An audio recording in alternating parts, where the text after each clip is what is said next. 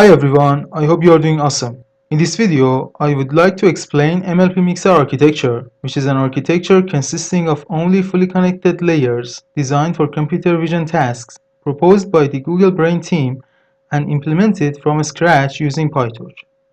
The outline of this video is as follows. At first, I briefly explain the architecture and how it works.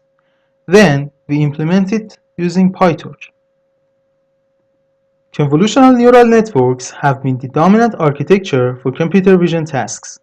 MLPs are not suitable for working with images, but MLP-Mixer is designed in a way that can learn good representation from images and achieve competitive results to CNNs and transformer-based architectures. MLP-Mixer learns a good representation of the whole image by applying the patch embedding in the first layer, followed by n times application of the mixer layer.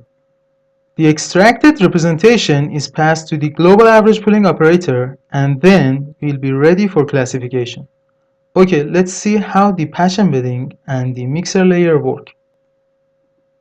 In the patch embedding layer, the input image is divided into several non-overlapping patches, and each patch is embedded in a new value by applying a convolutional kernel on it. In conclusion, the patch embedding layer is nothing but applying a convolutional kernel on the image in a non-overlapping fashion. In practice, we don't apply only one kernel, and we apply several convolutional kernels and map each patch to an embedding vector. You can see the embedding of patch 1 in this figure. Then, the mixer layer is applied several times on the extracted patch embeddings. The mixer layer consists of layer normalization, token mixing MLPs, channel mixing MLPs, and some transpositions. In the token mixer module, an MLP is applied to the embeddings of different tokens, mixes their embeddings, and maps them to new embeddings. In the channel mixer module, an MLP is applied to the embedding of each token, mixes different dimensions of the embedding, and maps the old embedding to a new one. Since batch normalization doesn't perform well in cases with small batch sizes, a better choice for normalization could be layer normalization in these cases. Layer normalization normalizes each sample based on its own mean and variance and is not affected by the batch size. If you're interested in learning more about MLP-Mixer, I strongly recommend you to watch my older video in which I provided a comprehensive explanation of MLP-Mixer architecture, or read the original paper. I constantly make videos about machine learning and deep learning topics, so please subscribe to my channel and hit the bell icon to receive notifications when new videos are posted and stay updated. Okay, let's jump into code. Some necessary modules are imported in cell 1. Some hyperparameters are set in cell 2. The number of input channels and image size are set to 1 and 28 respectively, since we are going to use the MNIST dataset for training the network in this example. You can use Cipher10 dataset and play with the hyperparameters of the network. If you want to use Cipher10, change the number of input channels and image size to 3 and 32 respectively. Train and test splits of the MNIST dataset are downloaded in cell 3, and a data loader is defined for each.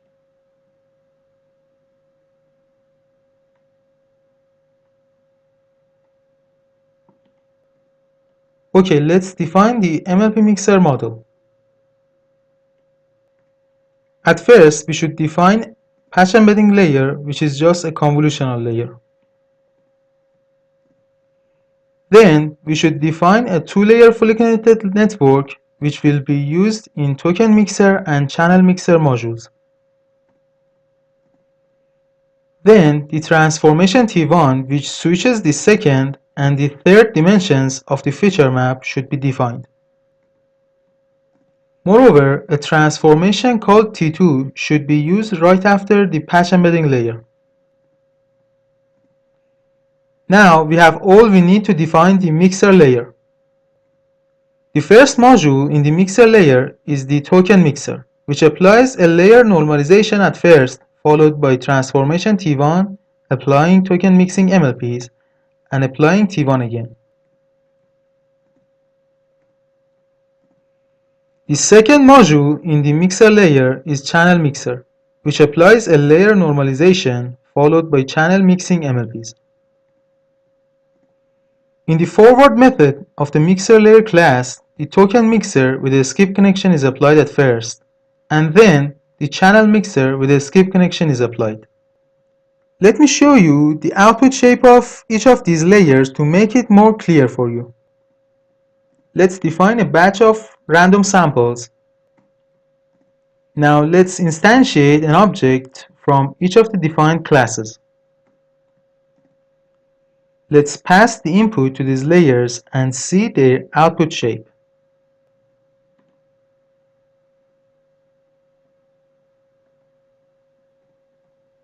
Now we can define the MLP-Mixer architecture, which applies the patch embedding layer at first, followed by several applications of mixer layer, the global average pooling, and the classifier at the end. In the forward method of MLP-Mixer, the patch embedding layer, mixer layer, global average pooling, and the final classifier head are applied respectively.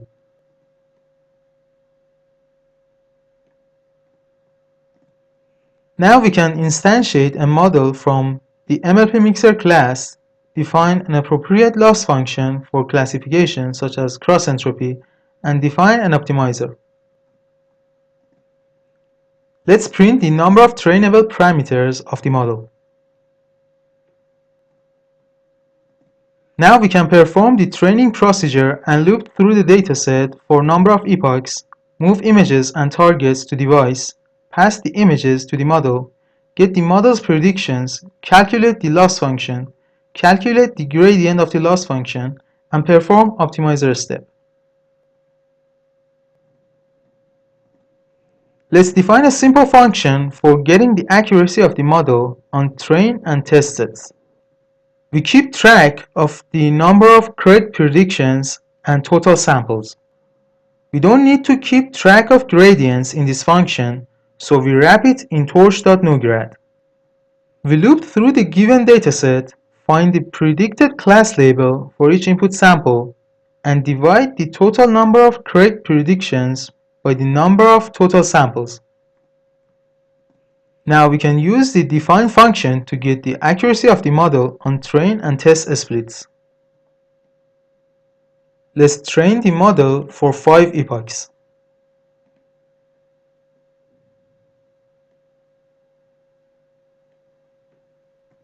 If you have any questions, please ask in the comments. I'll answer all of the questions. As you can see, the accuracy of MLP-Mixer is 97 on the test set with a typical model, and we can't achieve such performance using simple MLPs even on easy toy datasets such as MNIST. The codes are available on my GitHub. I put the link in the description for you. I hope you find this video informative and educational. If you like this video, please subscribe to my channel, hit the bell icon to receive notifications, and support the channel. Thanks.